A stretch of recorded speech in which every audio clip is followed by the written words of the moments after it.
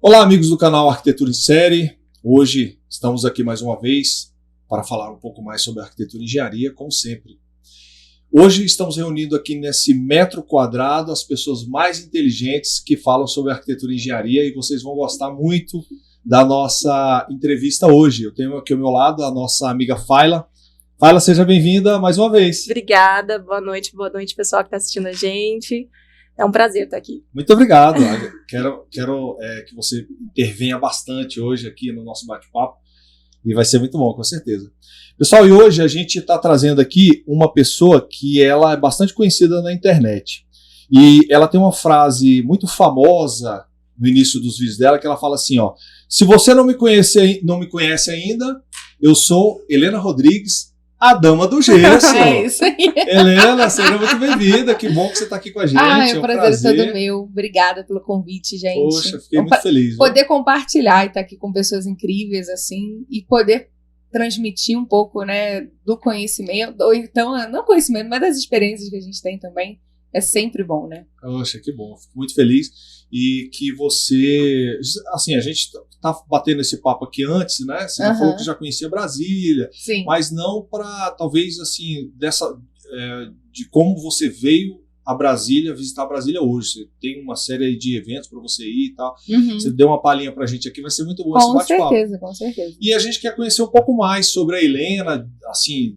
você, carioca da gêmea, eu sei que você é flamenguista ou não? Não, eu sou botafoguense, né? Não, amor? Então você tá... Meu marido tá aqui, gente. Eu sou botafoguense. Botafoguense. É isso aí. Tá certo.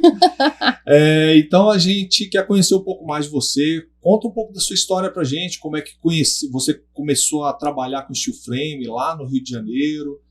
Olha, vou te falar, foi um negócio assim engraçado, né? Várias pessoas falam assim, não, eu quis trabalhar com steel frame, etc. Meus pais, né, eles sempre trabalham em construção civil, e eu comecei a trabalhar com 17 anos, né, assim que eu entrei na faculdade, né, eles falaram, não, começou a estudar, começou a trabalhar, não quero saber disso não. Acabou a escola. Com 17 anos eu já tava lá, né? Seja na recepção, como telefonista, mas tu vai trabalhar. Então eu sempre trabalhei com eles. E meus pais sempre foram muito visionários, né? Por exemplo, eles trabalham com construção seca há mais de 30 anos. Não tinha Placo, não tinha Knauf, não tinha metade dos fabricantes que tem hoje no Brasil, e eles começaram a trabalhar. Na verdade, eles traziam placa de gesso acartonado primeiro importado da Europa e depois do Chile. Tipo assim, eles faziam obras com drywall e ninguém fazia. Eu não esqueço que tinha histórias de, tipo assim, deles trazendo um caminhão de placa de gesso do Chile, e aí o caminhão ficou preso na Cordilheira dos Andes. Olha só isso. E aí atrasou a obra. Então, pra mim, sempre existiu construção a seco. Entendi. Nunca existiu tijolo, nunca existiu cimento. Então, pra mim, o normal sempre foi construção a seco. Então, eu brinco, né, que eu nasci no pó do gesso. Literalmente. Eu ia pra obra. Antigamente podia ir criança pra obra, né? Hoje não. Hoje não mais, mas a minha graça era escalar um andaime, enfiar a mão no balde de massa, adorava, gente. E escalar os pallets de placa de gesso. Minha mãe me largava com mestre de obra. E tem um mestre que eu tenho contato até hoje, né, o Carlos Gaspar. Ele ficava desesperado, ela me soltava na obra e eu ia correndo atrás de mim. Não, pelo amor de Deus. Então eu sempre cresci na obra, né? Quando fui fazer faculdade, eu já sabia que eu queria fazer arquitetura ou engenharia. Eu fui para arquitetura, né? Entendi. Me identifiquei mais com a arquitetura. E eu não esqueço, porque eu estava prestes a me formar, trabalhando lá na empresa com meus pais, né? E aí meu pai virou um belo dia para mim: Helena, arquiteto projeta, né? Eu falei, bom, eu tô estudando para isso. Ele, mas projeta qualquer coisa? Eu falei, bom, qualquer coisa não, muitas coisas, a gente aprende muitas coisas na faculdade. Ele, então você vai projetar steel frame. Eu falei, quê? Como assim, pai? Steel frame é um drywall estrutural aí? Não, eu tô vendo uma máquina, aí a gente vai comprar uma máquina e a gente vai ganhar rios de dinheiro fazendo casa. Pro Minha Casa Minha Vida, foi na época da Dilma, em 2009, gente. Aí ele comprou, olha só, ele comprou uma máquina em 2009. E ele lançou esse pepino. Você vai ter que projetar isso. Mas antes ele já vinha trabalhando há bastante tempo com drywall. Com drywall. Ele já vinha trabalhando com drywall. E aí ele foi, comprou essa máquina, falei, vamos ter que implementar esse negócio. Só que eu acho que ele não imaginava que comprar uma máquina era estruturar uma indústria, estruturar uma empresa, dar preço, fazer levantamento, especificar material, fazer dimensionamento, cálculo estrutural. Era um buraco muito mais embaixo. E aí foi que começou o meu desafio. A bendita da máquina chegou em 2010. E como é que a gente bota esse negócio para rodar agora, né? Como é que traz o retorno do investimento? E foi que começou a minha jornada. Comecei estudando sozinha, né? Em manuais, né? E na época tinha pouquíssimos manuais. Eu acho que só tinha... Né? Não, só tinha o manual da CBCA no Brasil. Não tinha mais nada. E foi a primeira edição, né? A norma mesmo de cálculo de dimensionamento estrutural de steel frame, a 14762, tinha acabado de ter sido lançada.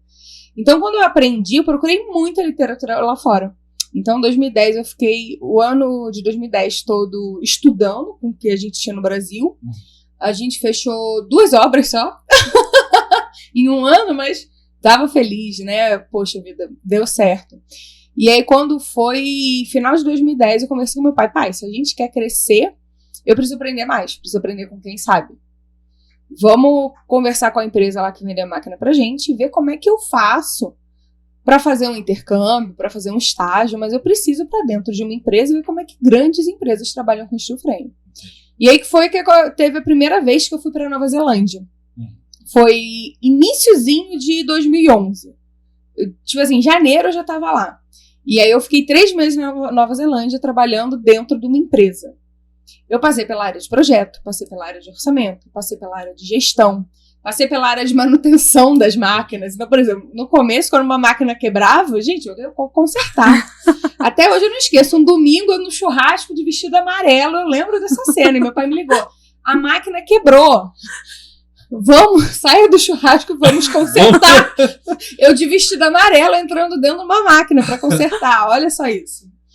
Então, esse intercâmbio, né, essa experiência de trabalhar e trabalhar numa empresa que funciona, que tem resultado, mudou completamente a nossa visão, o nosso patamar. Quando eu voltei, a gente já voltou conseguindo prospectar grandes obras, também, né? Argumentar melhor, conseguir dar um preço com muito mais segurança.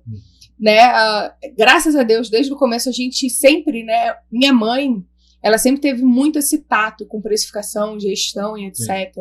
Então ela sempre tomou muito cuidado, né? E a gente pegava as práticas que a gente tinha da construção a seco e trazia para o steel frame. Então a gente nunca tomou, tipo assim, rios de prejuízo, não. A gente sempre tomou, sei lá, se for um prejuízo é um pequeno ou outro, mas nada assustador, assim, nas obras, né?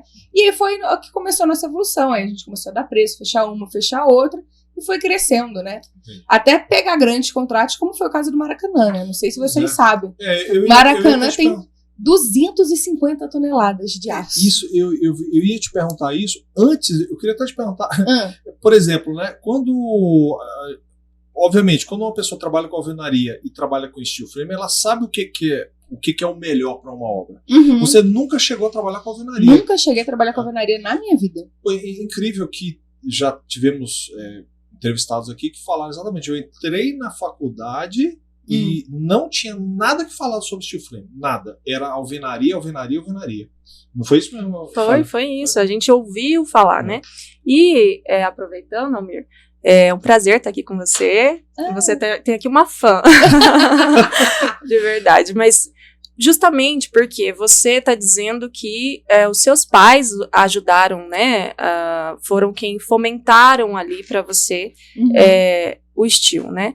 E para nós que estamos atuando no steel frame há pouco tempo, você e outras personalidades que trabalham com light steel ajuda bastante, porque existem muitas inseguranças. E aí você teve a oportunidade de ir lá fora e ter essa experiência para poder trazer para o Brasil que é possível, que é bom e que é seguro, funciona, entendeu?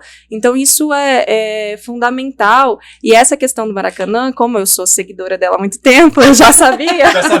Já sabia, e era uma coisa que eu tinha para trazer aqui, porque assim, o desafio mais interessante, como é que você fez para fechar uma obra dessa e para tirar todo mundo da alvenaria aí de lado? É uma loucura, porque o que acontece? Quando a gente fala do steel frame, hoje o steel frame ele representa 3%, tá? Das obras. Não só steel frame, mas construção a seco em si representa 3% das obras no Brasil. No Brasil. Tá. Tem gente que fala assim, caraca, que merda. Eu acho ótimo. Porque a gente tem 97% para trabalhar, exatamente. Entendeu? Então, eu desde o começo, eu tinha essa visão. Eu não vou brigar com quem faz steel frame, eu não vou brigar com quem faz drywall. Eu quero acabar com cimento e com tijolo. Eu quero acabar com essa facilidade. Porque eu nunca trabalhei, mas quando eu vi, eu ficava horrorizada, gente. Você viu qual é a lógica? Não, é sério, qual é a lógica de você fazer uma parede de alvenaria linda e quebrar ela todinha pra passar a tubulação? Olha só. Conduíte. É um negócio louco, gente. Isso não existe, não faz sentido na minha cabeça. Mas o que aconteceu no Maracanã? Foi assim. A gente tinha vendedores externos na época, né? E aí um vendedor estava começando a reforma do Maracanã, o vendedor foi lá ver se tinha alguma coisa de serviço de construção a seco. E aí tava lá prospectando, tananana, e nessa época eu já sabia que, tipo assim, drywall naquela época já tinha bastante empresa, então já tinha uma certa concorrência. Eu falava pro meu pai, a gente não pode ficar só no drywall. Drywall daqui a pouco não vai dar dinheiro, tá? A gente tá surfando uma crista da onda, mas já isso aqui vai acabar. Porque tá entrando muita gente. E aí o nosso vendedor foi lá e começou a falar do drywall. Aí a mulher, não, eu já tenho umas empresas aqui. Aí ele foi virou, que problema você tem que você tá com dificuldade de resolver? Aí a mulher foi e falou, poxa, eu preciso fazer uma estrutura auxiliar em cima dos bares para ter estoque de bebida, armazenamento e coisas assim, né? Tem vários bares no Maracanã. E em cima dos banheiros. Porque em cima do banheiro a gente coloca vários equipamentos de som, condensador de ar-condicionado. Então fica escondido. Se você olhar o Maracanã por fora, não tem nada de instalação. Porque fica tudo escondido no entreforro entre o banheiro e o arquibancada. Olha a loucura, né? Então eu preciso de 2 estruturas auxiliares. Se tem alguma coisa aí que pode me ajudar? Porque eu tô vendo metálica. Aqui tem uma solução muito complexa de metálica que a gente não queria fazer. Aí o cara, não, tá bom. Aí o cara veio, Helena, isso daí. Eu falei, cara, era Emerson, né, o nome dele. Eu falei, Emerson, eu não quero fazer isso. Ele, como não? Eu falei, não quero, gente. Isso é pemba, gente. Fazer estrutura auxiliar de banheiro e de bar. Aí depois vai botar um monte de caixa de cerveja em cima da laje. Qual que é a sobrecarga disso, gente? Pelo amor de Deus, vai arrumar sarna pra se coçar. E no bar ainda tinha aquela cortina de ferro, de porta de enrolar. Eu falei, fudeu, gente. Não é só o peso da porta, mas quando o pessoal vai descer aquela porta, se pendura na porta, uns 2, 3 candangos e puxa pra baixo. Eu não quero. Ele, não, vamos lá. Aí eu comecei a estudar e pensei numa solução. A gente apresentou a solução e o pessoal da engenharia gostou. Só que era com steel frame, eles não conheciam steel frame. E eles foram e falaram, Helena, vamos fazer o seguinte, eu vou contratar um protótipo, você vai fazer o protótipo, apresentar todos os projetos, porque tem um procedimento de aprovação de projeto, memória de cálculo, tudo bonitinho. E aí, ficando ok, a gente faz. Aí, beleza. Mas não tinha nada previsto de steel frame. Nada previsto. Eles tinham um problema que precisava ser resolvido. Entendeu? A gente apresentou. Aí, beleza. Aí era um contrato lá, eu acho que era, sei lá, de 800 ou 900 mil. O vendedor, não, vamos lá, porra, contra... Eu falei, cara, vai ser o pior 800 mil da minha vida. Porque isso aqui é pemba. Não, vamos lá. Beleza, a gente fez o protótipo, aprovou, eles gostaram. Aí depois a gente fechou o restante. Aí começamos a fazer. Aí daqui a pouco o pessoal da engenharia viu como é que era rápido, como é que era prático o sistema. Helena, a gente tem um negócio aqui nos vestiários que tá precisando. Dá pra fazer de steel frame? Eu olhei. Dá. Eu já tava dentro da obra, né? Vou fazer o quê? Vou fazer o quê? Eu quero mais escopo. Máximo, é claro. Dá pra fazer. Aí começamos a fazer também estruturas auxiliares pros vestiários. Aí daqui a pouco, não, e tem uns camarins, etc. Dá pra fazer? Dá. Aí começamos o camarim. Aí daqui a pouco veio o que foi, tipo assim, gente, essa aqui foi boa. Quando eles trouxeram, eu falei, não, isso aqui valeu a pena. Foi os camarotes. Olha, a gente tem que fazer a estrutura dos camarotes, as paredes, aí, mais uma vez, muita instalação, né? Ar-condicionado, caixa de som, incêndio, muitas coisas. Dá pra fazer os camarotes? Eu falei, porra, lógico. Agora que dá, né? Agora que dá. Eu sei que, tipo assim, o contrato que começou era 800, 900 mil, foi pra mais de 10 milhões. Mas é aquele negócio, né? Quando o vendedor avisa, vão fazer, você tem que se virar, porque o vendedor...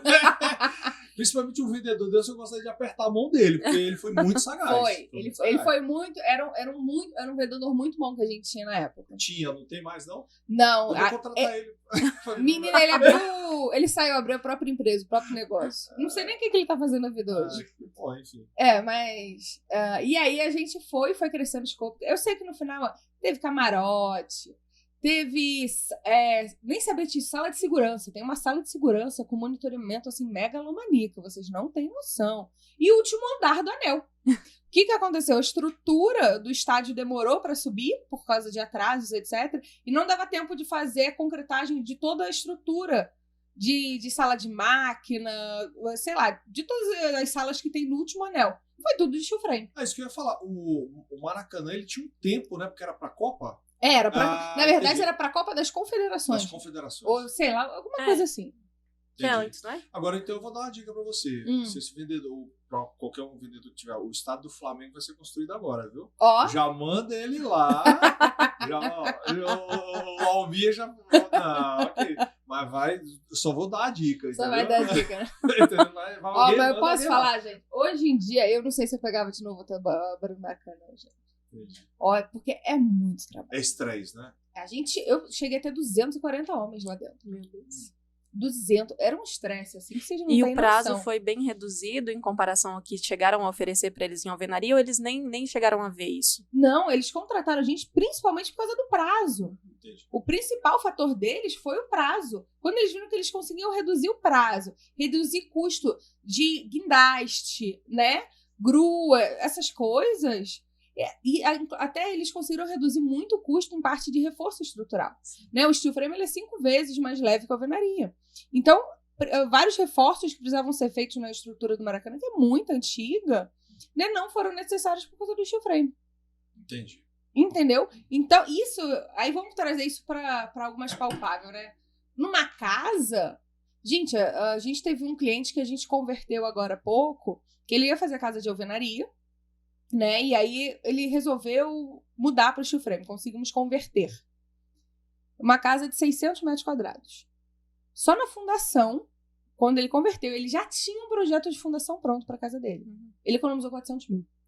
Que isso? 400 mil reais. Só na fundação. Então, quando a gente vai bater até questão de preço, vantagens, eu não posso analisar, né, aço com tijolo, placa de gesso, tem muitas variáveis, com cimento, não tenho como comparar. Eu tenho que pensar na construção como um todo. Vai ser um guindaste, vai ser uma grua, vai ser uma fundação. Então, é o tempo de obra, o tempo de engenheiro, estrutura, tudo resíduo, isso. Né? Resíduo. Muitas pessoas não levam isso em conta, mas quando a gente fala de construção civil tradicional, o desperdício vai de 25% a 50% às vezes de perda. Sim. Menos que 25% não tem, gente. Não tem. E isso é dinheiro jogado fora, né? Sem dúvida. Você iniciou falando sobre viagem, né? Que você foi pra Nova Zelândia. Teve outras viagens marcantes que você fez? Várias. Eu fui para Nova Zelândia 2 vezes. Fui em 2011. Mas você foi para lá para fazer para trabalhar dentro de uma empresa. De steel frame. Meu filho, fui trabalhar de graça. Entendi. Para aprender o Para aprender. Foi tipo assim, eu paguei minha passagem, eu paguei meu avião, eu paguei minha hospedagem, minha comida. Eu cheguei lá e falei, oi, eu vim trabalhar de graça. Não, foi sério. O que tem aí para mim? Mas eu quero fazer um pouquinho de cada. E eu fiz isso na Nova Zelândia, eu já fiz isso nos Estados Unidos também. Entendi. Dos Estados Unidos, porque o que acontece? Aí lá nos Estados Unidos eu me afiliei a um grupo de construtores americanos que trabalham com steel frame. E eu sou cara de pau, é tipo assim, vamos supor, eu fui pro Texas visitar uma amiga minha que mora lá. Aí eu ia pro Texas, eu falei, cara, vou olhar aqui na associação se tem algum construtor lá no Texas. Aí eu vi que tinha um cara gigante. Liguei pro cara, oi, tudo bem? Aqui é a Helena do Brasil, a gente faz parte da associação, né? Tudo bem? Agora, oi, tudo bem? Porra nenhuma, cara, não devia lembrar de mim, né? Poxa, eu tô indo pro Texas, eu queria saber se eu podia conhecer um pouco da sua empresa, da sua estrutura, passar uns dias, aí eu prometo que eu não vou incomodar. É só você deixar eu conhecer que eu olho lá. Menina, eu fiz um tour, passei 3 dias na empresa do cara, eu vi o departamento de projeto, departamento de precificação. Cara também tinha indústria, gente, a indústria desse cara é surreal. Que nos Estados Unidos tudo é gigantesco. Tudo é grande. É megalomaníaco. Exatamente. Aí tu vai na obra, é um negócio assim, ó, surreal. Estados Unidos, gente, nessas viagens, Teve uma vez que eu fui acompanhar uma obra na Filadélfia. Era inverno. Eu descobri que neve queima. É verdade. É verdade. Até mesmo por isso que o pessoal usa muito óculos, né? Menina, eu fiquei com tempo. Eu não sabia, fui pra obra, né? E Hum. depois de uns 3, 4 dias, minha cara ficando vermelha. Eu achei que eu tava com uma crise Repetiu. alérgica. Aí eu sozinha nos Estados Unidos. Aí liguei pra minha amiga, que é a irmã dela, é dermatologista. Bruna, fala com a Bia aí, pelo amor de Deus. Tô tendo uma crise alérgica, eu tô sozinha aqui nos Estados Unidos. O que eu vou fazer? Aí eu fiz videochamada com a irmã dela. E, Helena, você tá indo pra obra? Eu falei, tô. Ela tá nevando aí, né? Eu falei, tá. Você tá fazendo protetor? Ô, Bia, Tá Eu nevando. imaginei. Helena, neve queima tanto quanto o sol. Fora o frio. O reflexo, né? Fora o frio. Você tá do lado de fora na obra? Eu falei, lógico, a gente fica do lado de fora e do lado de dentro. Não, então você tem que passar protetor 50. Você vai na farmácia, compra aloe vera, dorme passando aloe vera, e de manhã você passa protetor e vai passando durante o dia. Mas eu acho que é só apanhando que a gente aprende, sabe? Verdade. Não, essa história, pegando o gancho dela, eu fui concretar um radier, né, acompanhar a concretagem, e eu tenho até hoje uma marquinha bem bonita que eu fui com uma blusa assim, sabe, na correria, porque tem hora, né? Uhum, E aí na correria eu falei, eu nem vi. Oh, meu Deus, que arrependimento. Até hoje tá a marca ali. Então são umas coisas que a gente passa, que às vezes os homens, eles não se preocupam muito com isso, né? E a gente também tem que se preocupar também com isso. Tem que se preocupar também com isso, gente. Além da cultura, assim, o que você achou mais marcante nesses países, assim, que você conheceu? O que eu vi mais marcante é o quanto que eles levam a consciência civil a sério. É um profissionalismo muito grande. Aqui no Brasil, muitas pessoas levam na brincadeira, né, gente? Entendi. Por exemplo, tem um dado que eu acho absurdo, que eu vi, um estudo desse ano, foi da Folha? Eu não sei. Foi do Datafolha. Uhum. Gente, mais de 80% das construções no Brasil são feitas sem acompanhamento do engenheiro do arquiteto. Nos Estados Unidos e na Nova Zelândia, isso não existe. Né? É um absurdo a gente ter esse dado. Então, eles levam com uma seriedade que eu falei, gente, como é que isso não acontece aqui? Eu acho que os órgãos, né? Nós deveríamos ter um apoio maior dos órgãos, né? Que deveriam fiscalizar. Não, por exemplo, em Miami, né? Eu fui visitar um construtor lá que eu até acabei ficando amiga dele, né? Aí eu sentei, fui conhecer a empresa dele, etc. Ele falou, Helena, eu não concreto um radier se a prefeitura não vem fiscalizar a minha armação e ver se ela tá certa. Eu não posso concretar isso. E eles me dão licença para eu poder pedir os betoneiros de concreto, a betoneira, o caminhão, Eles que liberam. Eles que liberam. Entendi. Ele falou, eu não posso fechar uma parede de uma obra de steel frame se eles não vierem fiscalizar como é que estão as instalações hidráulicas e elétricas. Porque eles entendem se dá um curto e pega fogo, é prejuízo para eles. Isso. Cara, isso é incrível. É incrível. Então, e na Nova Zelândia, idem. Na Austrália, idem. Na Alemanha, que eu já visitei a obra também, idem. Cara, é um nível de profissionalismo. Até os profissionais de mão de obra. Os caras entendem, né? Por exemplo, e eu fico muito chateada com isso, porque tem profissionais no Brasil que falam, não, eu vou lá pra fora ganhar dinheiro. Cara, dá pra ganhar dinheiro aqui. É só você trabalhar certo. Corretamente. Entendeu? O problema é que lá nos Estados Unidos tem isso. Você faz e você ganha pelo que você faz. Entendi. Ponto. Só que lá eles já entendem que eu preciso fazer certo pra fazer só uma vez, porque senão eu vou ter que refazer custa dinheiro. Exato. E quanto mais rápido eu for, mais eu ganho. Não vale a pena, né? Aqui no Brasil, a grande maioria dos profissionais não tem essa mentalidade. Os que correm fazem um serviço porco, né? E os que são lentos não querem ganhar na produtividade, querem ganhar o salário, querem ganhar na diária. Cara, é complicado demais. Então, eu vejo que a gente ainda tem que mudar muito a nossa mentalidade na construção civil. Sim. Entendeu? Tem que mudar muito. E isso me chateia muito. Porque quanto mais eu viajo, mais eu falo, gente... E quando eu trago... Eu já trouxe 2 vezes americanos pra cá pra dar consultoria, né? Quando a gente vai implementar um novo sistema, eu não economizo pra poder ter certeza que vai correr tudo certo. Uhum. Então, as 2 vezes, gente, os americanos ficaram horrorizados. Os homens ficaram... São essas pessoas que trabalham? Você tá de sacanagem, Helena? Eu falei, não. E eles horrorizados com a hora do almoço? O pessoal vai no almoço, deita e dorme. Não, que isso, Helena? Não, pelo amor de Deus, almoço é 15 minutos, como são lixo e volta. Assim mesmo, né? Então, o que eu acho? Que a mentalidade é algo que a gente tem que mudar.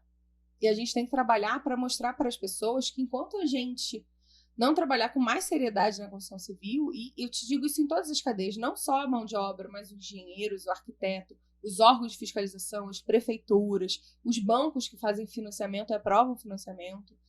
A gente não vai demorar para chegar. Não eleva o nível, né? Não eleva. E para você ter noção, a produtividade do brasileiro ela é só 25% do americano. Exatamente, é muito baixa. A gente produz 1/4 do que um americano produz. Aí as pessoas, não é ferramenta, gente. É o cara tá dedicado lá trabalhando. Sim. Entendeu? Então, isso me tira do sério, porque as pessoas inventam desculpas para justificar o serviço porco que a gente tem. Até mesmo para você convencer o pessoal a usar EPI. É uma briga, assim, isso aí. olha, é pra você, é pro seu bem. Não, mas incomoda, enfim. Você sabe que nos Estados Unidos, tá? O trabalhador é responsável pelo próprio EPI. O trabalhador não entra na obra se ele paga o seguro de vida dele. Uhum. Tá certo? E se por acaso ele pega o sem EPI, ele toma uma advertência. E se ele toma a segunda, ele já tem, vamos dizer, o certificado dele de poder trabalhar em obra e suspenso. Olha só. Entendi. Então, os caras, eles trabalham certo porque eles sabem e eles são responsáveis pela própria segurança. Eu acho isso excelente. Sim. Porque se o cara quiser se matar, Claro. deixa ele se matar. Não tem nada a ver com isso. Entendeu? Se ele quiser andar sem EPI, ele vai ser penalizado. Ele não vai trabalhar mais na construção. Uhum.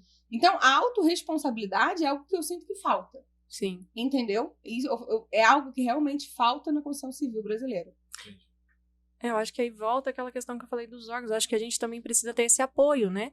Então, seja os conselhos de classe, seja a própria legislação, né? Porque aí, nesse caso, seria uma legislação. Uhum. E eu acho que isso... E aí, falando de toda a área da construção civil, né? Então, isso facilitaria muito e evitaria muito problema também. Sim, desculpa, mas o CREA e o CAL versus os órgãos que tem lá fora, eles não fazem nada. Nada. Nada. Quer dizer, enviam um boleto, isso não, aí. e tem uma carteirinha bonitinha com É. chip, que eu não sei pra que Eu serve também até não. hoje aquele chip. Também não faço ideia. Eu acho linda aquela carteirinha. É. É chiquérrima. Mas pra que serve? Também não sei. Eu sei que ela me causa um prejuízo anual, é importante. A gente você começou a falar sobre... podemos colocar aqui cases de sucesso. Você falou Sim. do Maracanã. Sim. Mas teve outras obras, por exemplo, o Parque Olímpico, não foi? Foi, a gente fez a torre de... Na verdade, o Parque Olímpico, eu fiz muita coisa no Parque Olímpico, gente. Que loucura, o Parque Olímpico foi uma loucura. Eu trabalhei lá nos jogos. Que legal. A época eu trabalhava no Ministério do Esporte, aí eu prestei serviço lá. Mas você não conhecia ela, né? Não. Nem queria conhecer. Mas o Parque Olímpico, a gente fez muita coisa no Parque Olímpico, mas o que eu mais gosto de falar do Parque Olímpico foi a Torre de TV. Na verdade, teve 2 obras muito legais no Parque Olímpico. A Torre de TV foi um prédio de 21 metros de altura, todo em steel frame. E por que eu falo de altura, né? Porque se a gente fosse falar em pavimento, seria equivalente a 7 andares. Mas ele não tinha 7 andares porque eram estúdios de rádio e televisão. Rádio não, de televisão. Uhum. De transmissão, de broadcast. E aí, o que acontece? Tinha o pé direito duplo. Gente, vamos falar de engenharia? O comprimento de flambagem dessa peça. Uhum. Entendeu? Então, ó o nível de complexidade. A gente fez um prédio de vários andares, de estúdios, 350 quilos de sobrecarga na laje. Foi light steel frame? Todo light steel frame. Todo light steel frame. Não tinha um aço pesado. Não, mentira. Tinha um só para o elevador, que eles tinham escolhido no elevador, que aí esse modelo de elevador não dava pra gente fixar no steel frame. Mas o resto era todo de steel frame. Mas você foi convidada ou não, isso aí, não, teve um processo, e aí foi muito legal, porque teve um processo que foi tipo uma concorrência em que eles falaram, temos que fazer esse prédio nesse tempo. Apresentem qual é a melhor solução. Então a gente concorreu com andame, com estrutura de aço pesado, com estrutura de container, com estrutura de concreto. E a gente cada um deu uma solução. Cada um apresentava. E a gente bombou e rasgou. Pá, ganhamos. Foi o melhor sistema construtivo. Que legal. Então a Torre de TV foi muito bacana no Parque Olímpico. E no Parque Olímpico também a gente teve o primeiro prédio no Brasil feito com um painel de fachada modular de steel frame. Esse sistema eu trouxe dos Estados Unidos. Eu fui pra lá umas 4 vezes aprender como é que fazia, como é que instalava, como é que fabricava, né? E a gente fez o Parque Olímpico. E aí, por causa da fachada, foi o primeiro prédio do Parque Olímpico a ficar pronto. Que maravilha, né? Que legal. E aí esse painel... Aí teve aquelas festas de inauguração, coquetel, que o povo gosta de comemorar, né? Aí, eu lascada, cansada, me acabei pra entregar aquela obra, porque quando eles viam que ia ficar rápido, né? Aham. Aí eles falaram, não vou precisar mais. Putz, E esse painel, aproveitando o gancho, é um painel modular, então você já vinha com todo ele pronto para a instalação? Pintado, menina. Ai, que maravilha. É tipo assim, é tipo pele de vidro, tem os engastes metálicos, tu vai lá, encaixa, acabou. Ai, que maravilha. Que interessante. Sucesso, né? É verdade. Sucesso. Eu já fiz 3 obras dessa no Brasil. 3 obras. Maravilha. Porque se a arquitetura não nasce com ela, né? É difícil Uhum. você mudar, assim, sabe? Precisa normalmente nascer. Porque a fachada fica pra fora, né? Ela não fica Sim. mais apoiada na laje. Então não tem mais aquela alvenaria na borda da laje, virou pra fora. Entendi. E o primeiro cinema 100% Steel Frame? Foi maravilhoso. Eu gosto muito de cinema e gostaria de ter gosta de conhecido cinema? essa obra. Muito. Cara, você sabe que essa obra foi uma obra que eu fiquei 4 anos atendendo o cliente, né? Ah, é? Pra poder fechar? Pra poder fechar. Que coisa. Por isso que eu falo, gente, a gente não pode desistir. Não Desistir, desista. exatamente. As pessoas, Claro. tem, Desistir gente que, jamais. tem gente que participa dos treinamentos da dama, aí tenta um mês e desiste. Eu falo, gente, Não, vai muito. Aí é manha, né? aí não pode, mas o cinema, eu fiquei 4 anos atendendo cliente, aí eu vim de projeto, eu fiz especificação, porque era um grupo de 6 sócios. Uhum. Aí cada sócio tinha uma sala de cinema, com 6 salas de cinema. E o que acontece? Por que a gente viabilizou o steel frame para essa obra? Porque o cinema ele foi construído em cima de um supermercado, né? Foi um supermercado, acho que era Extra, sabe? Esses bem grandes hipermercado. E aí tinha uma laje de cobertura de 7 centímetros. E eles não podiam fechar o mercado. Imagina você fechar a operação de um hipermercado. Sim. Né? Eles não podiam fechar o mercado para construir o cinema, para fazer reforço estrutural, nem nada do tipo. E aí a gente conseguiu casar o projeto do steel, apoiando nas vigas do cinema, para não apoiar na laje, Sim. né? E fazer toda a obra de steel frame. Aí foi parede, arquibancada, cabine de projeção, cobertura, faixa. E até o Todas isolamento de aí, frame. né? No caso do incrível. cinema, o isolamento fica E a facilitado. gente teve um trabalho lá do Corpo de Bombeiro, porque como era o steel frame, né? O Corpo de Bombeiro falou, cara, preciso de resistência a fogo. Aí eu dei os certificados de drywall, normalmente. Sim. Ele, não. Drywall aqui não é estrutural, o seu sistema é estrutural. Uhum. Aí eu tive que procurar uns certificados lá com o pessoal dos Estados Unidos, aí eles me mandaram. Aí apresentamos pro bombeiro. Aí o bombeiro, não, mas isso aqui é material dos Estados Unidos. Ai, A gente teve que importar o material dos Estados Unidos. mentira. Eu trouxe. Eu importei containers e containers de placas, né? Porque a placa que protege a estrutura com relação ao fogo, né? Uhum. Pra poder... Aí eu mostrei o certificado das placas. Aí o corpo de bombeiro aprovou. Ribeirão. Meu Deus. Que interessante, hein? Onde é que fica? No Rio também? É em Niterói. Ah, em Niterói. É. Minha cidade natal. Ah, é? É, eu Atravessou fui- a ponte. Isso aí, do outro lado da ponte. Eita. Nascida e criada em Niterói. Eita, que legal, muito legal. E, assim, teve alguma obra mais... Qual foi a obra de todas essas que a gente citou aqui, mais marcante? Assim, você falou, gente, essa obra foi mais marcante em todos os sentidos, porque deu muito trabalho, porque... Foi o Maracanã. Maracanã, né? Porque você coordenar 240 homens... É verdade. E eu, na época, ainda era muito nova. Foi em 2012. Tava com 23 anos. Sim. Gente, era uma loucura. Juro, tem uma história que é muito engraçada, né? Era muita pressão todo dia pra obra andar. E no steel frame a gente vem de velocidade. Sem dúvida. Né? Eu acho que o grande diferencial é a nossa velocidade. Além de todos os benefícios da velocidade. E se a obra não anda? A pressão que você sofre do cliente. Então eu não esqueço, teve um dia que tava muita pressão do cliente pra entregar. E eu rodava aquele estádio, rodava o estádio. Tipo assim, cada volta no Maracanã é 1 quilômetro, tá, gente? Eu rodava aquele... Você não tem noção, eu fiquei magérrima naquela hora. Eu comia mais que peão e tava magérrima. Cada volta era 1 quilômetro. Se tivesse esses reloginhos naquela época, eu tava feita. Mas... E a obra não tava andando. Não tava, porque tem horas que você começa a embarrar num empecilho Uma e coisa outro, ou outra, tanana, e a gente já tava com muitos escopos, né? E não tava andando, e eu sofrendo pressão no cliente. Aí teve um dia que eu não aguentei. Eu entrei dentro do container, fechei a porta, desidratei a chorar, gente. Eu chorava, você não tem noção. E aí o mestre de obra é o Carlos Gaspar, né? Que eu falei que me conhece desde criança. Quando ele viu, coitado, o homem ficou desesperado, gente. Ele batia na porta, abre a porta. Eu falei, não vou abrir a porta. Chorando, não vou abrir a porta. Helena, pelo amor de Deus, não vou. Eu comecei a chorar. Ele, mas por que você... Eu falei, a obra não anda, ninguém trabalha, ninguém faz nada, eu tô perdendo meu tempo, eu tô perdendo dinheiro, vocês querem acabar com a minha vida. Ó, eu chorava, gente. Estranho. Aí foi muito engraçado, que aí o mestre juntou, aí parou, pegou todos os encarregados, daqui a pouco tava todo mundo lá de fora do container. Chorando também. Do lado de fora esperando eu abrir a porta. Não, eu já conversei com todo mundo aqui, a gente vai fazer a obra andar. Nem que a gente tenha que virar à noite, a obra vai andar. Aí a obra andou. Aí nessas horas é bom ser mulher, que a gente usa um pouco a sensibilidade. É isso que eu ia falar agora. Se fosse um homem, não, deixa esse. Eu acho que a esse gente gera uma comoção assim, sabe? Isso. E uma coisa que sempre fez muita diferença, né? Eu sempre entendi que eu não ia encontrar mão de obra de steel frame. Não ia encontrar um montador perfeito, não ia encontrar o cara que faz reforços, o cara que ia montar o melhor telhado. Eu sempre entendi que ia ter que treinar.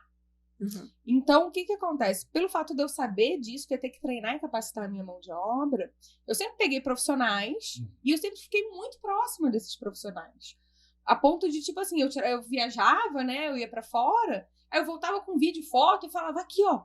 Né? Eu, por exemplo, eu tenho encarregado que tá comigo há muito tempo, Francisco, olha só como é que o cara faz no vídeo. Ele ficava olhando, tá vendo que tem uma barra de ferro? Não, acho que eu entendi. Ele ia lá, tentava, e ele não deu certo, não conseguia. Aí daqui a pouco, não, aí consegui. Então, sempre eu tive muita proximidade com o pessoal da mão de obra, né? E tem que ter, né? Tem que ter, porque, gente, esses caras às vezes são geniais. Tira uns coelhos da cartola. Tira uns coelhos da cartola, do tipo verdade. assim, né, que a gente não acredita. Então, eu sempre estive muito próxima deles.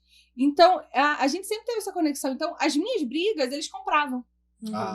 Isso é bom. Então, quando eu desatei a chorar, eles tipo assim, compraram a minha dor, entendeu? Começaram a compartilhar, falando, não, cara, se ela tá desesperada assim, o negócio é sério. O negócio é sério. Então, pelo amor de Deus, não dá pra fazer. Então, eu acho que todo esse processo de evolução, né, traz hoje o que é a Dama do Gesso, né? E essa visão, assim, que a gente tem, né? Até pra poder compartilhar, porque sem dúvida. Ninguém precisa chorar no container igual eu chorei, de verdade, porque a obra não tá andando. Esse seria, por exemplo, um case negativo, assim, ou teve algo pior do que isso? Pior que esse? Algum acidente, assim? Posso dizer acidente, não. A gente nunca teve acidente. Teve uma vez um cara que caiu do telhado, mas o cara deu uma... Não, o cara caiu, era uma construção terra. Se ele caiu de 2,5 metros, coitado. Aí o homem quebrou os 2 pés. Tá tudo bem. Hoje em dia ele tá bem, viu? Mas assim, não teve nada muito sério, assim, não. Assim. Mas foram muitas obras, assim, e eu acho que o processo também da gente ir entendendo qual é o nicho, qual é a demanda do mercado, quem a gente atende melhor. Por exemplo, eu nunca fui a pessoa que atendi bem clientes finais. Entendi. É um perfil de cliente. Uhum. Entendeu? É um perfil de cliente. Mas eu atendia muito bem o quê? Grandes construtoras. Entendeu?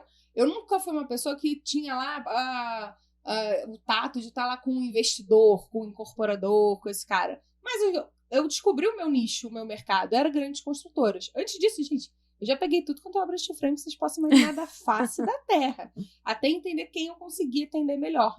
Né? E é muito engraçado que ao longo dos anos foi mudando, né? Hoje, quando a gente fala de obra, a gente continua pegando obras muito grandes, né? Então, por exemplo, a gente está nesse momento executando uma obra em Ilhabela de 2.500 metros quadrados. Casa? Não, uma escola. 2 andares, uma escola de 2 andares lá em Ilhabela. Então, a gente está atendendo essa escola. E esse é o meu mercado. Eu vi um vídeo seu, achei interessante. Você montou uma escola e depois você voltou lá para ver, acho que alguns meses depois. Aí você foi entrando na obra assim, tava tudo no lugar, tudo certo. E é incrível como é que não parece não que parece que a gente foi a escola de Juiz de Fora. Essa foi a terceira obra de painel de fachada. Entendi. Muito legal. Gente, painel de fachada modular é vida. Eu amo fazer isso. Primeiro porque tu trabalha dentro da fábrica. Todo o processo de construção da fachada é dentro da fábrica. Segundo, você chega lá na obra com meia dúzia de homem e vai lá e encaixa. Pronto. Sensacional, né? Sensacional. É incrível, é incrível. E hoje, eu posso falar, hoje eu fico mais feliz com obras dos meus alunos do que até com as minhas, assim. Eu já fiz. Eu acho que Eu já fiz tanta coisa. Quantos alunos você já teve assim? Você já contabilizou? Cara, eu tenho mais de 2.000 alunos. 2.000? Mais de 2.000 alunos. Tem mais... Aqui eu vou contar pelo menos 1, 2, 3, 4... Pode contar mais uns 4 aí, uns 5 alunos que vai ter. Tem uns alunos que dão muito certo e eu fico muito feliz. Porque eu já tive aluno que, tipo assim, o cara tava falido, desistindo da engenharia, é sério. Falido. E o cara, por causa do steel frame, ele se reergueu. Sim. E hoje tem milhões de obras já executadas. Que legal. Né? Igual eu já vi aluno também conseguir se reposicionar completamente no mercado. O cara que já era construtor há 30 anos fala, cara, eu não aguento mais alvenaria, eu não aguento mais imprevisibilidade, falta de qualidade, patologias, né? Problemas orçamentários, eu não aguento mais. E o cara mudou. Gente, o cara mudou uma empresa de 30 anos. Ele mudou o nome. Ele falou, não quero fazer mais obras. O nome da minha empresa agora é essa. Pá! E aí botou steel frame no nome da empresa. Entendeu? Igual já vi aluno também pegar, fazer e também não fazer nada. Vida que segue. Aí é perfil, né? Porque às vezes a pessoa acredita numa coisa e não é aquilo, não é o perfil dela. Que o steel é bom, a gente sabe. Sim. Né? Mas a pessoa também precisa ter um talento ali, um perfil para aquilo, né? E é o que a gente estava falando no início.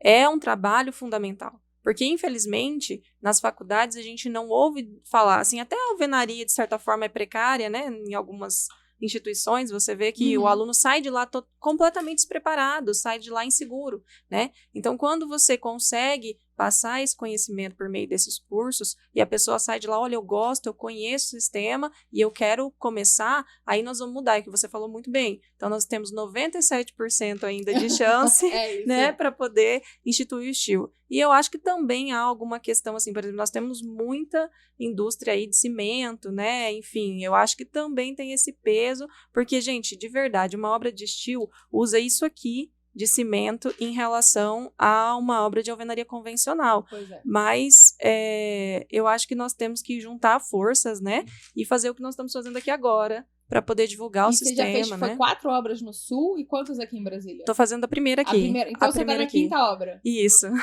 Daqui a pouco Claro. Daqui a pouco tá dando aula. Mas primeiro eu vou lá fazer o curso com a Dama do Gesso, aí depois a gente vê como é que faz. Eu observando assim um vídeo seu, você falou muito de alguns perigos que podem acontecer na obra. Um deles é a questão da treliça que não pode estar...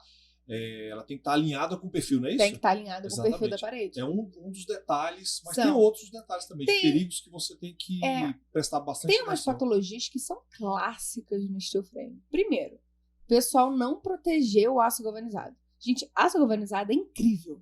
Você vai ter uma estrutura que vai dentro da parede, né?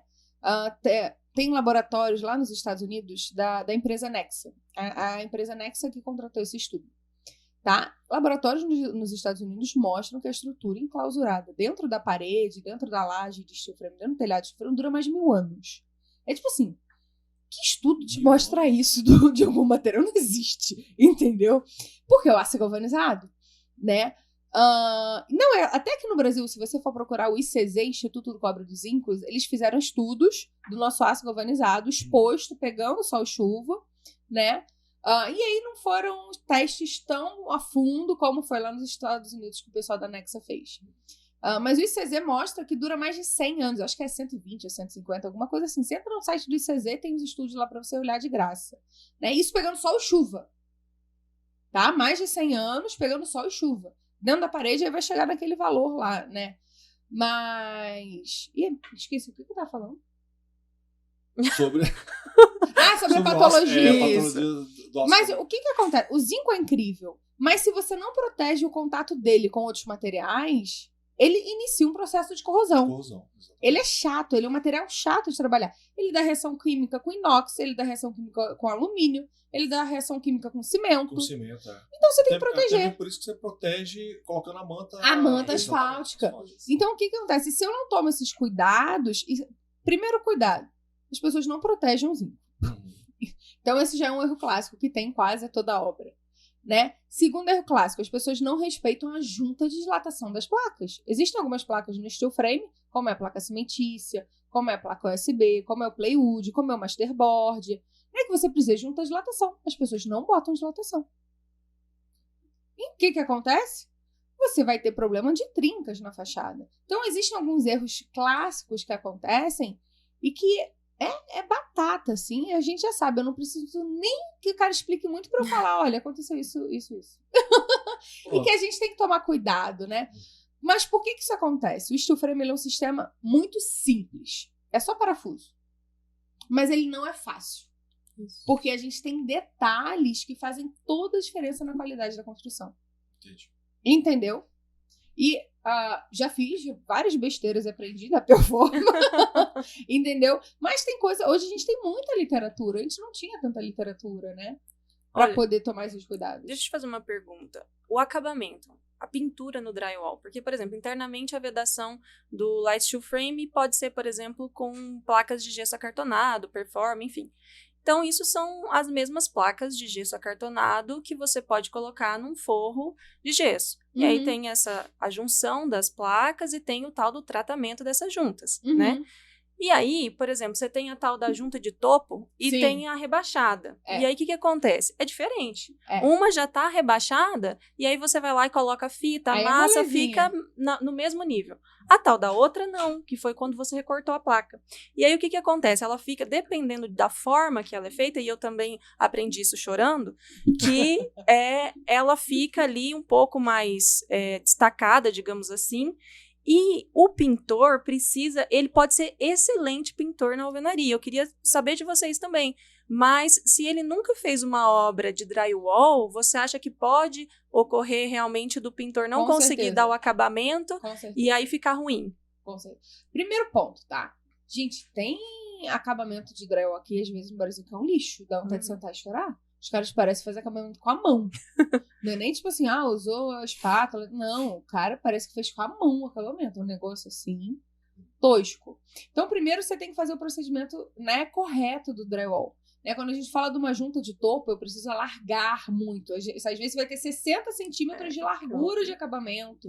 Né? Você vai usar a espátula de 15, de 20, 30. Agora eu não lembro o tamanho das espátulas. Mas você vai usar e você vai alargando aquela junta. Né? Segundo, você precisa respeitar o tempo de secagem das massas. As pessoas não respeitam. Aí pega uma massa mal seca, embola com uma massa úmida e vai dando umas bolotas. Quando você vê a massa embolorada, assim meio ranhurada, Craquelada? é porque juntou muita massa e não respeitou o tempo de secagem. E segundo, as pessoas não fazem o lixamento correto. Por exemplo, obra minha que eu faço com pintura, obra turnkey, eu não passo massa corrida na parede. Porque hoje, os meus profissionais de mão de obra, eu treinei, lógico. Gente, você não vai encontrar profissional pronto. Tenha isso na sua cabeça. Você tem que pegar um bom pintor, pegar procedimento de pintura de drywall e fazer passo a passo com ele, ensinando, cara. Né? O que você vai fazer? Você vai fazer um acabamento tão maravilhoso, você não vai usar massa corrida, você vai pintar direto. E isso hoje eu faço nas minhas obras. Porque, na verdade, a massa corrida seria para alisar a parede, né? A placa de gesso já é lisa. Não passa massa corrida, Isso. gente. Não tem sentido. Ela já é lisa. Né? Mas tudo começa lá. Também tem o quê? O bom aparafusamento das placas. Tem muita gente que não parafusa, bota a quantidade de parafuso certo. Sim. Né? Tem a questão de você, quando cortar com estilete, cortar a placa bonitinha, não deixar aquelas rebarbas. É todo um cuidado. E é isso que eu falo. Quando as pessoas... né, fala assim, poxa, eu não tô ganhando dinheiro na obra. É porque você não tá fazendo os procedimentos como devem ser feitos. Você acaba gastando num retrabalho, numa massa corrida a mais, num material que você não precisava ter gastado e você gastou. Então, tudo isso faz diferença. Né? A obra de steel frame a gente tem que encarar como uma indústria, como uma linha de produção. Com procedimento, com manual, com passo a passo. Você entendeu isso, você colocou isso em prática... Você tá feito. E a partir do momento que você começa a treinar o profissional e você é relaxado, ele também se torna relaxado. Isso aí. Né? Se torna relaxado. Agora, se você for assim, inicialmente chato, ele já vai conhecer a sua linha de raciocínio. Sim, é isso aí. Entendeu? Né? Quando você está construindo uma casa, que você começou a construir lá o radier, quais alguns erros que podem acontecer na construção lá do radier? Abrir forma, ficar fora de esquadro. Muitas. Muito. Posso falar, compatibilização elimina grande parte delas, né? Porque esse é um problema, esse é outra coisa que aí vem daquela história da mentalidade. As pessoas não fazem compatibilização de projeto. Gente, cansei de ver obra que o Radia tinha um tamanho e a estrutura de steel frame tinha outro, porque não compatibilizaram, sei lá, a gente mandou informação e o cara não fez, não sei o que aconteceu, né? Mas a compatibilização é algo que deve acontecer. Igual, por exemplo, tem muita gente no Brasil ainda que não trabalha com BIM, projeto em BIM. Gente, não tem cabimento. Não tem mais hoje, tá? Não tem cabimento, porque tem bons programas, tipo, por exemplo, é o ArchiCAD. Gente, você paga R$2.000 no ano. Sim. Aí o cara vai falar que é caro, que não tem R$2.000 no ano? Vai, tá pouquinho, gente. Pelo amor de Deus. É uns negócios, nem abre uma empresa. Se você não tem R$2.000 pra pagar num programa que vai anualmente. Anualmente. Uma empresa, né? Uma empresa pra te entregar um projeto em BIM que você pode compatibilizar, que vai estar tudo certinho, bonitinho, que você vai ver as interferências. Nem começa. Eu sou dessa, assim, nem começa. Mas você tá certo. Quando você vai desenvolver algum projeto, eu vou citar muitos vídeos seus, porque, fica tranquilo. Porque a gente precisa se É informar. bom que eu tô sabendo que o povo tá vendo. Tá assistindo esse vídeo. É que às vezes eu fico triste, eu falo, pô, eu vou gravar isso aqui, mas será que o povo vai ver isso aqui mesmo? Vendo. Vai assistir? Eu fico assim. Mas eu vi que você usa uma plataforma, eu acho que é o FrameCAD que você usa, não é isso? É. Ainda é o FrameCAD. E por quê? Porque o FrameCAD é o programa que conversa com a minha máquina. Ah, isso que eu ia te perguntar, porque ele tem essa conversa. Isso. Só que o que acontece? Hoje, eu tô, nesse momento, implementando um programa canadense que, tipo assim, que ele é surreal. Gente, o que é esse programa projetando em steel frame? Ele pega aquela parede do Revit. Chega a dar um arrepio. Aí você pega. Aí tem uma tabelinha assim, que você bota as configurações. Tem isso, não tem aquilo. Você bota só as informações, os dados. Aí, puf, nessa parede. Mentira. Juro, gente. Tá ouvindo aí, né, Carol? Ó, você não. Gente, ó. Isso é BIM, sabe? E tipo assim, a gente já projetava, né, com o FrameCAD, mas ele ainda tinha algumas coisas meio arcaicas, assim. Apesar de ser BIM, existem vários níveis, né, quando a gente fala de BIM. Né? Agora, esse plugin canadense custa uma baba, $5.000 por ano. É tipo assim, eu tenho que vender muito projeto pra valer a pena, entendeu? Mas a gente entendeu que vai aumentar a produtividade e a qualidade dos nossos projetos acima da média. Porque é um negócio, assim, surreal. Mas o bom é que esse tipo de plataforma, quando ela começa a ser muito utilizada, ela vai baixando o preço com o tempo. Com certeza. Não sei, não. Cara lá do Canadá. Espero que sim, né? Dólar canadense, pelo menos, né? Um pouco menor.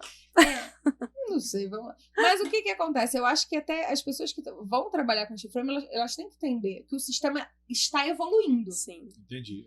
Sem dúvida. Entendeu? Então eu vejo muitas pessoas, por exemplo, você está falando da placa Performa. Gente, a placa Performa é incrível. Isso. Gente, é uma placa maravilhosa que você fixa o que você quiser, na hora que você quiser. Aguenta 50 quilos por parafuso. É muita coisa. E aí quando você vai falar, é cara, não, ela é 50% mais cara que uma placa ST tradicional. Entendi. É tipo assim, por que você não vai colocar esse negócio na sua obra? Não tem sentido. E uma coisa que eu vou te perguntar, Helena, puxando o gancho assim, nós estávamos falando sobre placas, sobre fechamento, né? E o legal do steel é que, partindo lá para a questão orçamentária, você pode fazer o projeto de acordo com as necessidades do cliente. Por exemplo, você não precisa colocar Performa em todas as paredes, né? Então, pode colocar drywall onde não há necessidade, de repente, de parafusar alguma coisa muito pesada. Né? Tipo assim, você sabe que aqui vai ter um armário, um guarda-corpo desses de móvel planejado. Pra que tu vai botar uma placa Performa? Bota uma ST lá, vai ter o armário a vida toda, tapando aquela parede, não vai estar aparecendo. Exatamente. Né? Então, isso é algo que é um ponto diferencial muito grande. Quando as pessoas perguntam, quanto custa uma obra steel frame? Não sei. Depende do que você quer. Depende do nível de otimização que você vai trazer. Tem cliente que vai falar, não, bota o melhor em tudo. Pá. Tem cliente que fala assim, não, eu quero a placa Performa mais uma ST. Gente, dá quase 55 decibéis de isolamento. 55 decibéis é quase cinema. É tipo assim, você larga seus filhos num quarto se matando e no outro você vai estar lá vendo novela tranquilamente e não vai escutar nada. É tipo isso, entendeu? Mas vai ser níveis de cliente. Igual, por exemplo, quando a gente fala de fachada. Eu tenho uma fachada com uma Glass Rock X, com base coat, que é um supra-sumo maravilhoso. E é caro. Sim. Mas eu tenho cliente que não vai ter o dinheiro para pagar. Eu vou perder a obra? Não. Eu vou botar aquela cimentícia com junta aparente, bem basicona mesmo, que a junta é aparente mesmo, porque é só aquele siliconezinho na junta. e vai viabilizar a obra do mesmo cara. jeito. Do mesmo jeito. Vai ser o mais bonito? Não, mas vai funcionar. Mas é interessante, essas nuances que você vai falando, né? Inclusive para quem hoje trabalha com steel frame, né? Que quer evoluir nessa. É exatamente isso. Às vezes você viu que a necessidade de um cliente é uma e que ele tem condições de pagar, e outro não tem, e você viabiliza para ele também. Viabiliza para ele também. Né? E o nosso objetivo hoje é cada vez mostrar isso. Né? Por exemplo, eu tenho alunos fazendo casas populares e ganhando dinheiro, e eu tenho alunos fazendo casas a altíssimo padrão e ganhando dinheiro da mesma forma. Então a gente consegue atender o mercado.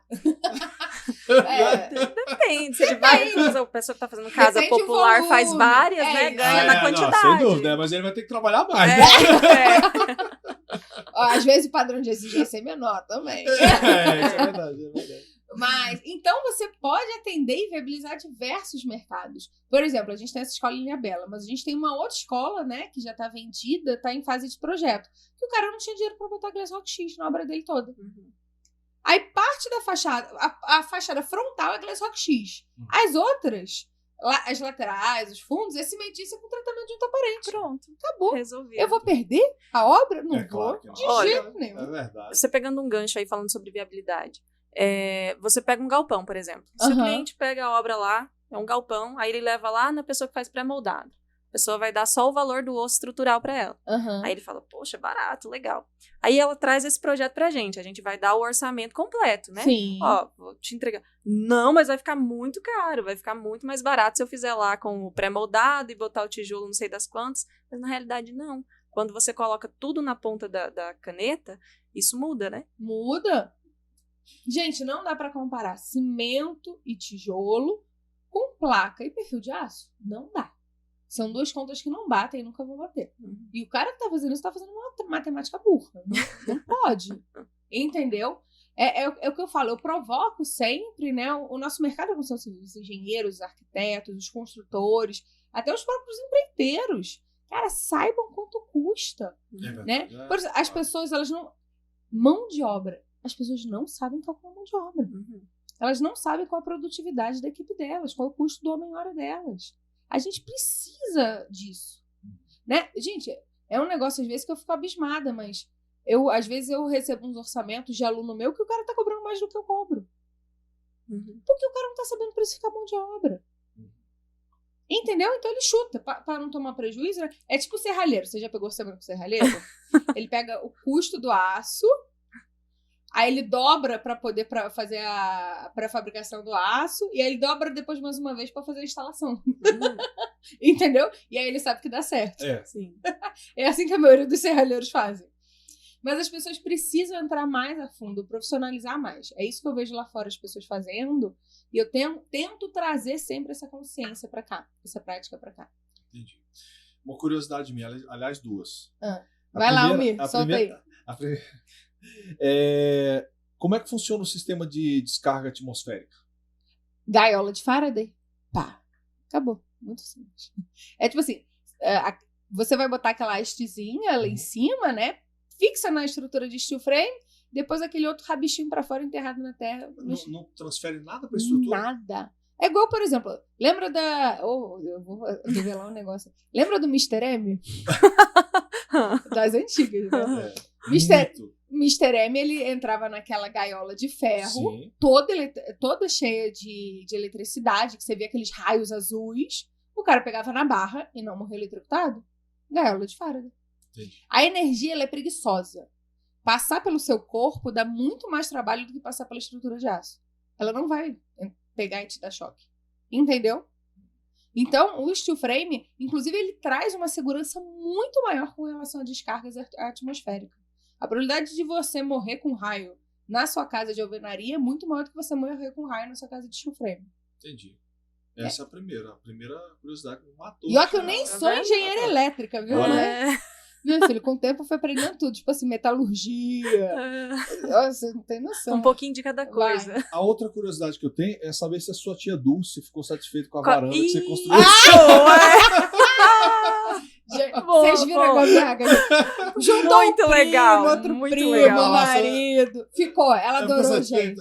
Ficou. A tia Dulce Manda um abraço pra quase ela, tia chorou, Dulce. gente. Ô, tia Dulce, gente. É Bahia lá? É Bahia, Salvador. Bahia. Eu só quero matar a tia Dulce, porque até hoje ela não impermeabilizou a laje e botou o piso. Oh, meu Deus. A obra rápida, tia Dulce. Permeabiliza aí. Pois é, ela falou, ô tia, você vai deixar dar infiltração na minha varanda todinha que eu fiz pra senhora, pra poder impermeabilizar. Eu tô quase indo lá impermeabilizar a laje dela, gente, e botar o piso pra ela, eu juro. Tô quase. Tem um especialista em impermeabilização. Verdade, o pessoal gente. da Edifitec já Verdade.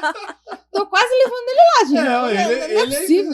Porque eu falei, tia, tá tudo pronto, agora é só escolher o piso, né, impermeabilizar, escolher o piso e botar. Cadê? É assim mesmo. Manda orçamento pra ele que ele faz. Ó, teve em agosto de 2013, né, teve uma reportagem na CNN que ela falava sobre o preço do custo da mão de obra, né? Estava em torno de R$ 1.463. Hoje, depois, inclusive dessa pandemia terrível que a gente passou aí, a informação do CUB, né, o custo unitário básico de metro quadrado foi para em torno de uns R$ 2.075. Quanto é que está mais ou menos no caso do steel frame? Menino, você quer saber o negócio? Isso é incrível. A gente tá pau a pau com a alvenaria. Olha só. Você sabe por quê? Isso é bom saber, né? Cimento, a gente usa cimento? Não. Cimento subiu horrores. A gente usa tijolo? Não. Subiu horrores. E o aço que o povo fala que subiu tanto é o aço do vergalhão. A gente não usa vergalhão. O nosso aço estrutural é diferente. E muitas pessoas não sabem disso, mas no mercado, a gente tem mais de 3.500 tipos de aço no mercado brasileiro. Então, quando as pessoas falam, o aço subiu, você tem que entender qual aço. Né? Teve um estudo que eu vi que o aço que mais subiu disparado foi o aço que usa em tubulação. Sabe, de água quente, esses negócios assim, foi de tubulação. O segundo aço foi o aço do vergalhão. E em terceiro foi o aço estrutural, que é o aço que a gente usa para steel frame. Mas os nossos materiais na construção seco não subiram igual o da construção civil tradicional subiu. Gente, metro cúbico de concreto usinado, não tem cabimento. Sim, subiu muito. Meu Cara, Deus. é tipo assim, eu acho que mais que triplicou. Sim. É um negócio, eu não sei como é que as pessoas estão construindo com alvenaria. E quando a gente vai analisar o steel frame, não subiu nem metade disso. Elas constroem, porque inicialmente elas se enganam com relação ao orçamento, né? E aí começam a fazer. Chega num determinado momento da obra que tem que dar uma paradinha, porque aquele valor acabou. E esse é um ponto muito importante. É a fidelidade orçamentária. Mas eu falo isso sempre para os clientes. Eu acho que quem trabalha no steel frame tem que falar. Ou quem quer tem que falar. É tipo assim, se eu falei que sua casa é 600 mil, ela vai custar 600 mil. Isso, não vai variar, né? Não vai variar, não vai custar mais, não vai custar menos. Se ela vai custar 1 milhão, ela vai custar 1 milhão.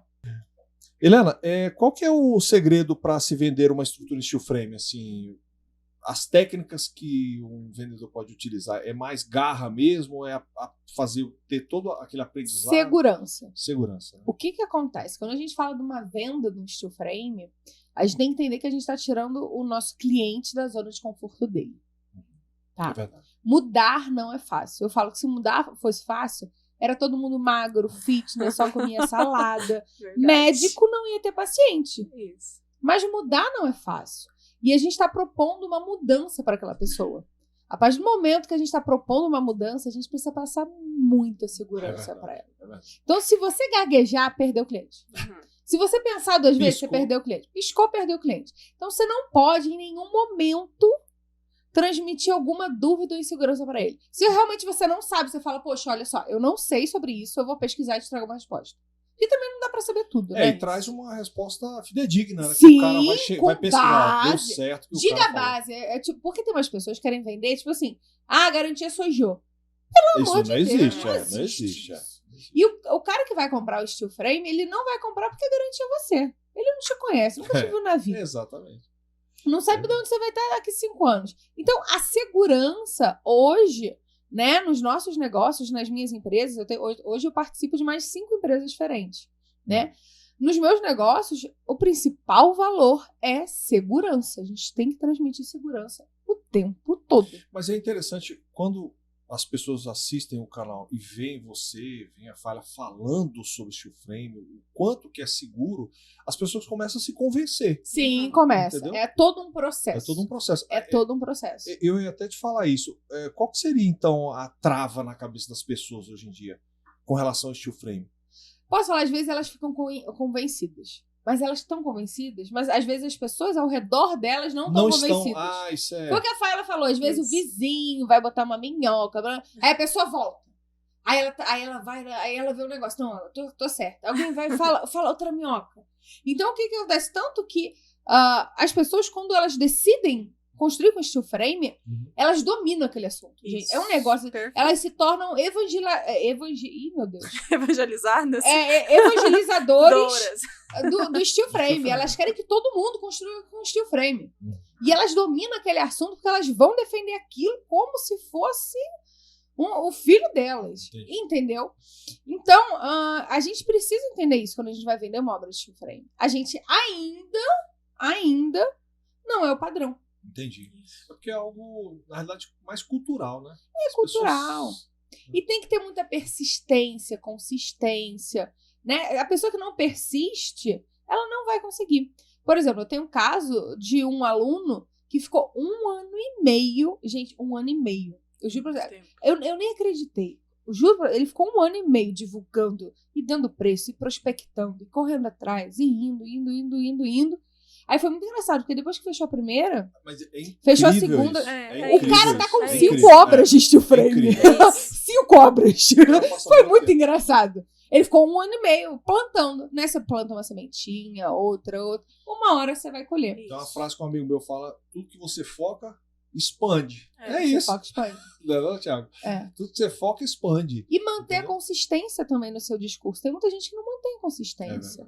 Tem muita gente que não mantém consistência na prospecção, na divulgação. Então, são 2 pontos, né? Por isso que eu adoro essa galera de alta performance. Porque dá vontade de botar eles do lado do steel frame. Do tipo, me ajuda a botar a galera aí, né? Alta performance do steel frame, sabe? Porque se você achar que vai fechar uma obra no primeiro mês, cara, você tá lascado. Entendi. É um ou outro aluno que consegue isso. Dá uma sortezinha, na verdade. Dá uma sortezinha, entendeu? Mas a grande maioria não é assim.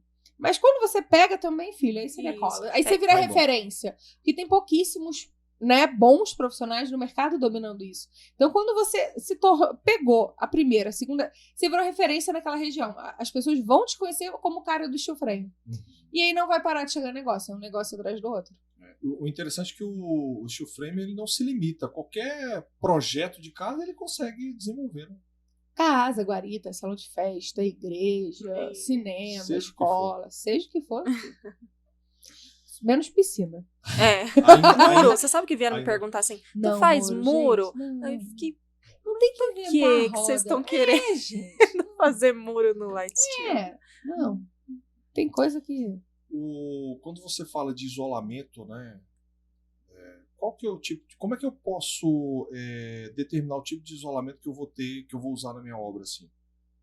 Como é que eu posso determinar isso? Primeiro tem que ser, tipo assim, é o que o cliente pode pagar.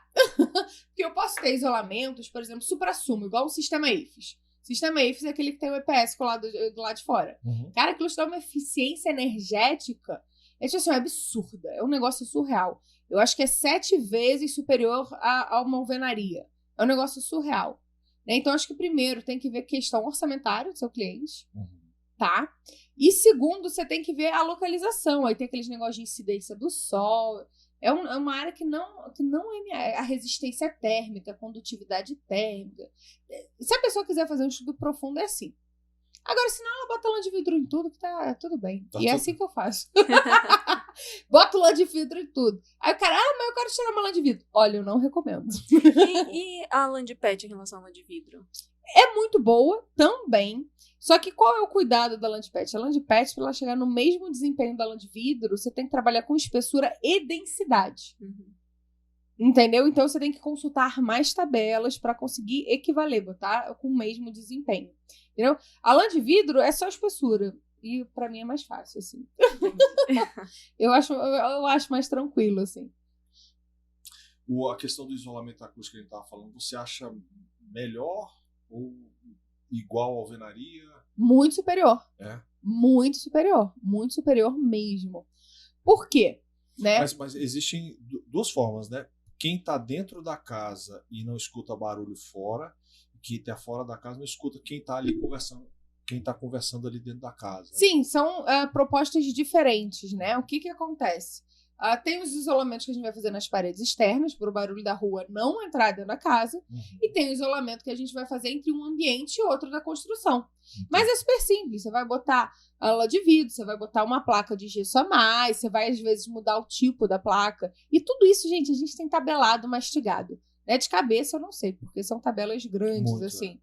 Mas, e também a norma de desempenho dá um bom parâmetro pra gente, o quanto de isolamento que eu tenho que ter entre um ambiente e outro. Entendi. Ela traz isso. Aí você fala, eu tenho que ter tanto de isolamento, você olha na tabelinha a composição da parede, né? E normalmente dá várias opções. Com uma placa de um lado, 2 placas do outro. Então você tem essas composições. Se não tiver, aí você tem que pegar um especialista em acústica. Entendi. Né? Eu já usei algumas vezes especialistas em acústica, é super interessante. Que legal. Muito provavelmente naqueles estúdios que você construiu lá. Estúdios, no cinema, eu tive que cinema, no cinema eu tive que usar consultor de acústica. A questão do isolamento térmico também funciona da mesma forma? Assim? Mesma forma. Camadas. Eu vou sempre trabalhando com camadas. Eu tenho que pensar que steel frame é tipo bolo. Eu vou botando uma camada, outra camada, e a gente vai melhorando, assim, sabe? Até pegar o supra-sumo da construção. Você sabe que aí mudando assim de rumo agora no assunto, uma amiga nossa falou que o projeto dela, não sei se em 2022, 2023, seria construir um prédio de 5 andares. Você lembra que é? Você mesmo. Quem foi ela? Porque é o seguinte, ela quer construir um prédio. Você já chegou a construir algum prédio assim? Torre de TV. Torre de TV. Tanto que ele me perguntou na minha entrevista, falou assim, quantos andares que podem ser construídos? Eu falei, não me pergunta andar, não, mas eu vou dizer, você tá aí uma moça que é muito conhecida, a Dama do Gesso, ela inclusive já construiu um que seria equivalente a 7 andares, que é justamente o que você citou aqui. Então, eu acho que é importante fazer isso para que as pessoas vejam, porque o que você estava falando é uma verdade.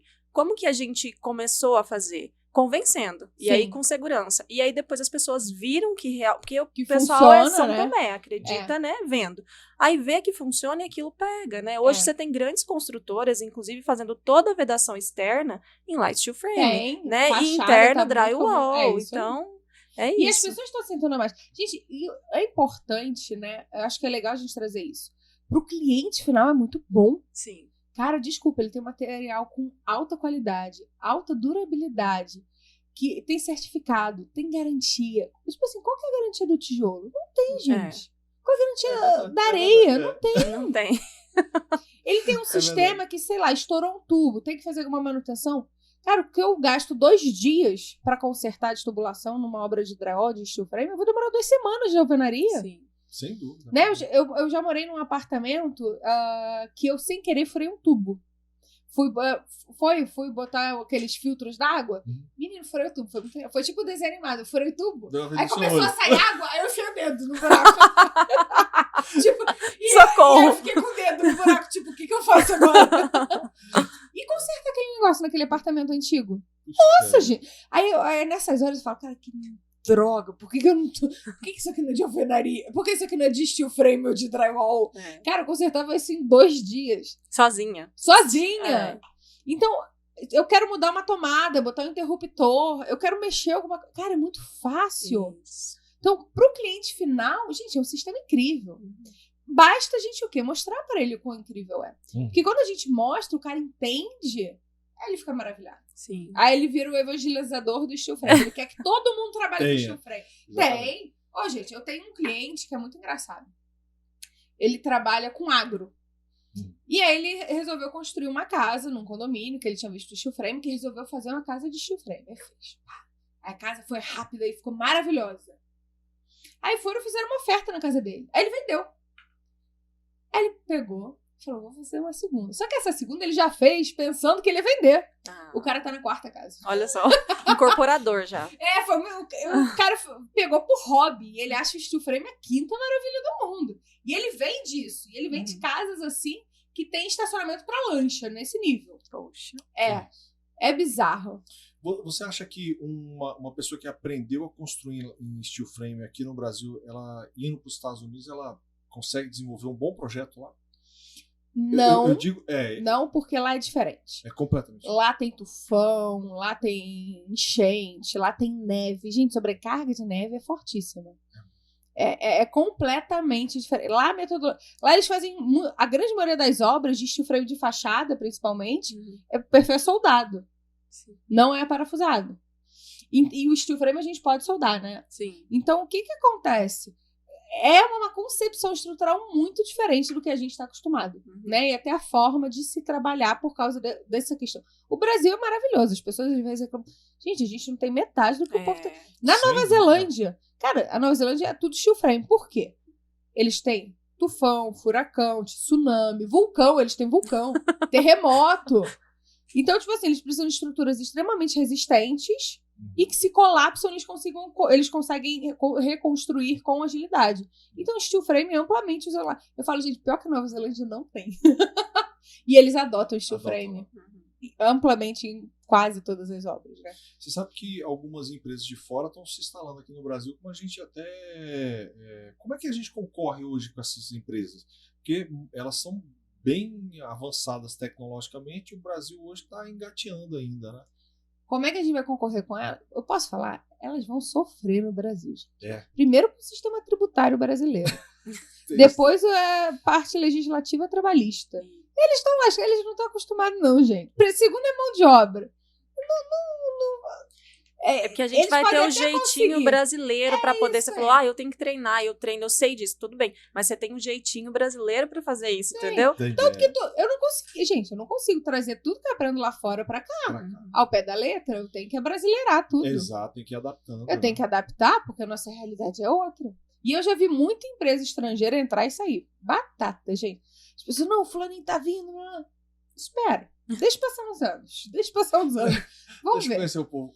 Deixa eu conhecer. O seu curso, falando assim, essa entrevista maravilhosa, né, Fábio? É, muito. Muito bom. O seu curso, ele tem quantas fases, assim? Fala um pouco do seu curso para as pessoas. Primeiro, eu tenho os treinamentos online, né? Eu tenho treinamentos online que eu tenho um focado para venda, eu tenho um focado para projetos e um para precificação e gestão de obra, tá? Então, são cursos online separados.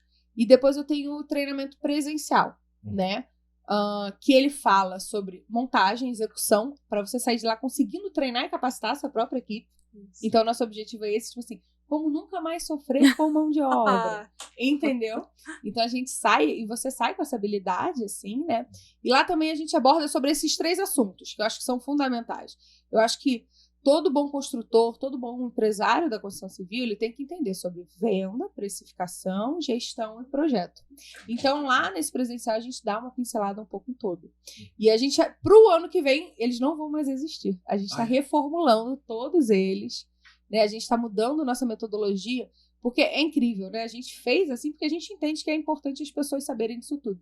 Só que ninguém quer aprender a vender. Tem gente que acha que não é importante aprender a projetar. Mas às vezes não é nem para você aprender a projetar, é para você ver um projeto e avaliar se aquele projeto tá bom ou ruim.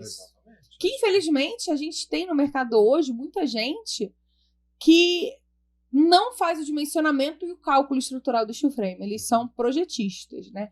Aí é muito engraçado, porque às vezes eu recebo uns projetos assim, e as pessoas me mandam. Eu falei, gente, mas como é que você dimensionou isso? Não, eu projetei. Tá, mas como é que você projetou?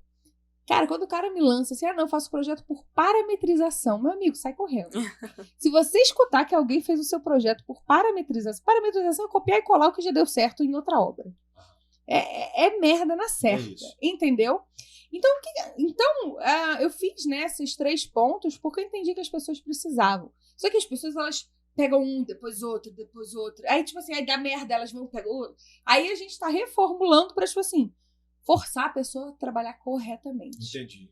Então, a gente está mudando tanto a metodologia presencial quanto a metodologia online. Então, ano que vem teremos, assim, novidades. Que bom, a gente ficou muito feliz. Muito bem, a gente, olha, como é que eu posso te agradecer pela sua vinda aqui no nosso canal? Foi só excelente. Eu aqui já foi excelente. Né? Eu fico feliz demais de falar sobre o sistema, compartilhar, estar com vocês aqui. É uma mulher incrível, que já tá na 5ª obra de steel frame. Já. Não é? Olha só isso. Eu fico assim, eu fico feliz da vida. É a minha maior felicidade. Hoje em dia, acho que eu faço minhas obras, mas quando eu vejo outras pessoas dando certo, e elas falam, não, eu vi seu vídeo e ajudou.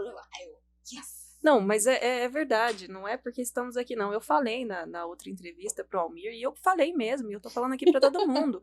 É realmente uma questão de ser fã, não só apenas pelo Light Steel Frame, mas por saber que você é engajada, que você se preocupa com o sistema nacionalmente, porque a gente erra, a gente tem que buscar conhecimento, e você teve todo esse trabalho e faz isso de forma muito bacana, né? Porque você, aqui mesmo, você deu uma aula, entendeu?